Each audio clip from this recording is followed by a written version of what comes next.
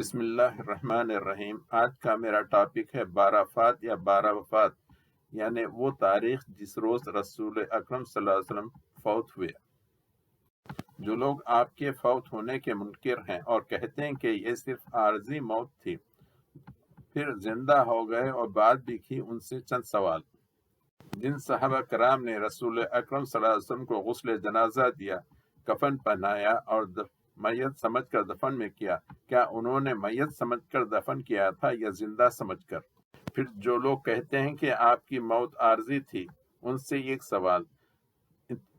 موت کے تقریباً 32 یا 36 آورز تک آپ رسول اللہ علیہ وسلم کا جسد حضرت عائشہ رضی اللہ عنہ کے کمرے میں رکھا ہوا تھا، تو اس وقت آپ کی میت، آپ کا وجود مبارک میت کی حیثیت سے رکھا ہوا تھا یا زندہ کی حیثیت سے؟ وفات اور تدفین کے بیچ میں تقریباً 32-36 آورز کا گیپ ہے، تو اس زمانے، اس وقت میں کیا رسول اللہ علیہ وسلم کے جسد میں روح تھی یا روح نہیں تھی؟ آپ کے جسد مبارک میں روح کب واپس آئی؟ جب تدفین سے پہلے یا تدفین کے بعد؟ اگر قبر مبارک میں آپ کی حیات دنیاوی حقیقی ہے تو آپ کا کھانا پینا بھی دنیاوی ہے یا روحانی؟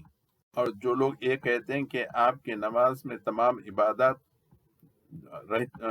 جاری ہیں، تو ان کو وضو اور غسل وغیرہ کے واسطے پانی کا انتظام کہاں سے ہوتا ہے؟ اور بعض تو یہ بھی کہتے ہیں، جیسے عبد الباقی الزرقانی نے، کہ آپ کے روزے مبارک میں ازواج مطہرات بھی پیش کی جاتی ہیں، تو ان میں سے کون سی ازواج مطہرات پیش کی جاتی ہیں؟ چونکہ وفات کے وقت آپ کے 9 ازواج مطہرات زندہ تھیں۔ آپ لوگ خود ہی اس سوالوں کا جواب سوچ لیں اور خود ہی اپنا عقیدہ درست کر لیں، انشاءاللہ۔